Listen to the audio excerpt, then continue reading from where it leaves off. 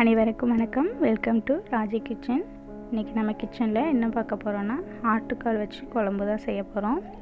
சூப்பரான டேஸ்டியான ஆட்டுக்கால் குழம்பு. வாங்க எப்படி செய்யலான்னு பார்க்கலாம். நான் இப்போது 4 கால் எடுத்திருக்கேன் ஆட்டுக்கால். அது கடையிலேயே வாட்டி கொடுத்துருவாங்க. ஸோ அதை நம்ம எடுத்துகிட்டு வந்துட்டு நல்லா கருப்பெல்லாம் இல்லாமல் நல்லா சீவிட்டு கத்தினால் வச்சு சீவிட்டு நல்லா வாஷ் பண்ணி எடுத்துக்கணும்.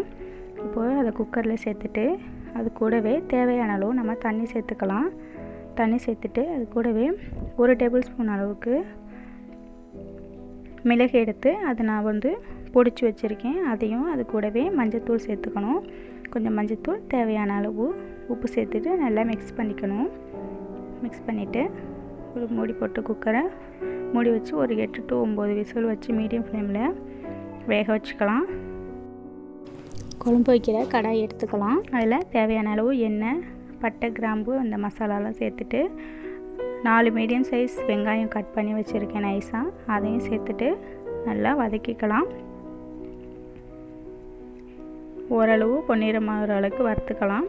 வதக்கிட்டு 2 மீடியம் சைஸ் தக்காளி கட் பண்ணி வச்சுருக்கேன். அதையும் தேவையான அளவு பச்சை மிளகாய் காரத்துக்கேற்ப 2 நான் சேர்த்துருக்கேன். அதையும் கூடவே கருவேப்பிலை, கொத்தமல்லி இதையும் சேர்த்துட்டு நல்லா வதக்கிக்கலாம். நல்லா வதங்கின பிறகு இது கூடவே நாம் 2 டேபிள் ஸ்பூன் அளவுக்கு இஞ்சி பூண்டு பேஸ்ட்டு அதையும் சேர்த்து பச்சை வாசனை போகிற அளவுக்கு மீடியம் ஃப்ளேம்லேயே வச்சுட்டு நம்ம வதக்கிக்கணும். இது கூட வீட்டில் அரைச்ச குழம்புத்தூள் ஒரு 4 டேபிள் ஸ்பூன் அளவுக்கு போட்டுக்கோங்க. குழம்புத்தூள் இல்லை அப்படின்னா மிளகாய்த்தூள் 1 டேபிள் ஸ்பூன் அளவுக்கும், மல்லித்தூள் 2 டேபிள் ஸ்பூன் அளவுக்கும் சேர்த்துக்கலாம். சேர்த்துட்டு இது கூடவே கொஞ்சம் தண்ணி ஊற்றிட்டு மசாலாவோட பச்சை வாசனை போகிற அளவுக்கு நல்லா நம்ம வதக்கிக்கலாம். நல்லா வதங்கிடுச்சு. அது கூடவே 1 ஸ்பூன் அளவுக்கு கரம் மசாலா சேர்த்துருக்கேன். அவ்வளோதான், நல்லா வதக்கிக்கலாம்.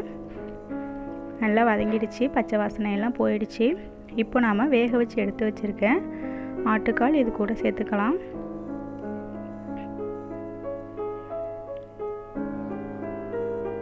சேர்த்துட்டு கடைசியாக நம்ம வேக வச்ச தண்ணியும் அது கூடவே சேர்த்து நல்லா மிக்ஸ் பண்ணிக்கலாம்.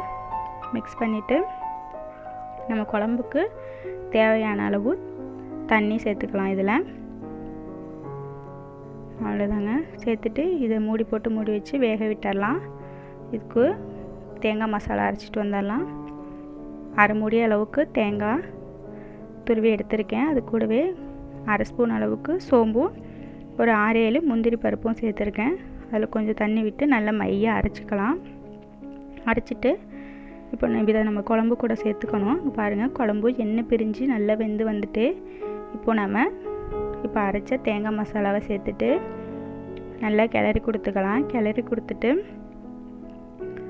லோ ஃப்ளேம்லேயே வச்சு ஒரு 2 நிமிஷத்துக்கு நல்லா வெந்தால் போதும்.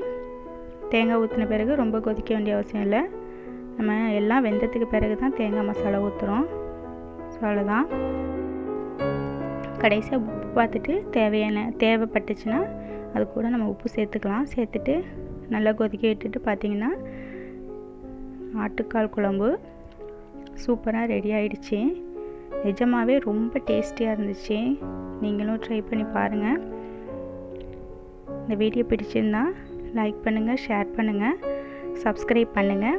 மறக்காமல் பெல் பட்டனை கிளிக் பண்ணுங்கள். தேங்க்ஸ் ஃபார் வாட்சிங்.